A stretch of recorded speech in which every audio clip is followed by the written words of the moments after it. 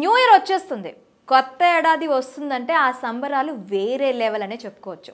ఎక్కడ చూసినా సంబరాలు హవా కనిపిస్తుంది. నూతన ఏడాది అనగానే ప్రతి ఒక్కరిలో కొత్త ఆలోచనలు, కొంగొత్త ఆకాంక్షలు. ఇబ్బంది పెడుతున్న పాత అలవాట్లను వదిలించుకోవాలని భావించేవారు కొందరైతే, కొత్త విధానాలను అవలంబించాలని నిర్ణయించుకున్నవారు మరికొందరు ఉంటారు.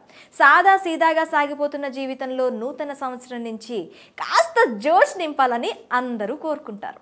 వారం 10 రోజుల ముందు నుంచే న్యూ ఇయర్ సెలబ్రేషన్స్ ఏర్పాట్లను ప్రారంభించారు.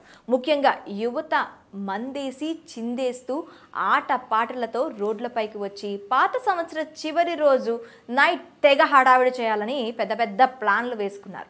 ఇయర్ ఎండింగ్కు కొన్ని గంటల సమయం ఉంది. ఇక న్యూ ఇయర్ సెలబ్రేషన్స్ మందుబాబులకు పండగే పండగ. ఎంత తాగుతారో ఏం తాగుతారో తెలియకుండా తాగేస్తారు. ఇక దీంతో పాటు మత్తులో గమ్మత్తును చూపించే డ్రగ్స్ కూడా అంతే ఇష్టానుసారంగా వినియోగిస్తూ రోడ్లపై రచ్చ చేస్తారు. మరోపక్క న్యూ ఇయర్ సెలబ్రేషన్స్ కోసం పబ్బులు, రెస్టారెంట్లు పార్టీ ప్రియులను ఆకర్షించేందుకు అనేక హంగామాలు కూడా చేశాయి. కానీ మద్యం మత్తులో తప్పులో కాలేయడం యాదృచ్ఛికంగా జరిగిపోతూ ఉంటుంది. కొత్త సంవత్సరం హుషారు ఎప్పటికీ గుర్తుండాలంటే నిబంధనలు పాటించి తీరాల్సిందేనని పోలీసులు రాష్ట్ర ప్రజలకు హుకుం జారీ చేస్తున్నారు. పబ్లు, రెస్టారెంట్లు, కాఫీ సెంటర్లు, బార్లు, మద్యం షాపులు నిబంధనలకు లోబడి నడుచుకోవాలని సూచిస్తున్నారు. ఇప్పటికే పబ్ యజమానులకు, సిబ్బందికి అవగాహన కల్పించి గీత దాటితే కఠిన చర్యలు తప్పవని సీరియస్ వార్నింగ్లు ఇచ్చారు. గతంలో చోటు చేసుకున్న సంఘటనలు దృష్టిలో ఉంచుకొని ముందు జాగ్రత్త చర్యలలో భాగంగా తెలంగాణ నూతన సర్కార్ రూల్స్ కఠినతరం చేసింది. బంజారా హిల్స్, జూబ్లీ హిల్స్ ప్రాంతాల్లో ప్రమాదాలు పెరిగిపోతున్నాయి. అర్ధరాత్రి సమయంలో యువతే ఎక్కువగా మృత్యువాత పడుతున్నట్లు సర్వేలో తేలడంతో ఈసారి ప్రమాదాలు జరగకుండా పబ్లు, బార్, రెస్టారెంట్ల నిర్వాహకులు సహకరించాలని పోలీసులు కోరుతున్నారు. పబ్లపై పోలీసులు ప్రత్యేక దృష్టి సారించి కొత్త కమిషనర్ కోట శ్రీనివాసరావు ఆదేశాల మేరకు డ్రగ్స్కు కేంద్రంగా మారుతున్న పబ్లపై డేగ కన్ను వేశారు.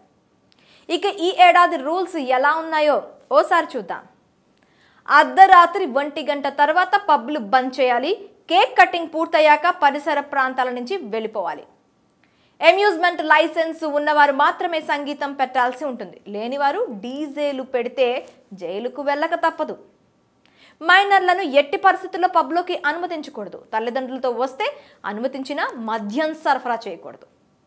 పార్టీ కోసం వచ్చేవారు గొడవలు పడకుండా ఉండేలా ప్రత్యేక భద్రతా చర్యలు తీసుకోవాలి. సీసీ కెమెరాలతో పాటు ప్రైవేట్ సిబ్బందిని సమకూర్చుకోవాలి. పార్కింగ్ల కోసం ప్రత్యేక ఏర్పాట్లు చేసుకోవాలి. రోడ్డు మీద పార్కింగ్కు అవకాశం ఇస్తే సహించేదే లేదు.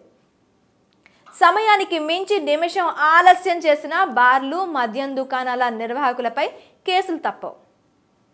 డ్రంక్ అండ్ డ్రైవ్ తరహాలో డ్రగ్స్ డిటాక్షన్ పరీక్షలు. మద్యం తాగి డ్రైవ్ చేశారో ఇక అంతే, రోజంతా డ్రంక్ అండ్ డ్రైవ్. ఆ రోజు డ్రంక్ అండ్ డ్రైవ్లో పట్టుబడితే 15,000 జరిమానా, 2 ఏళ్లు జైలు శిక్ష.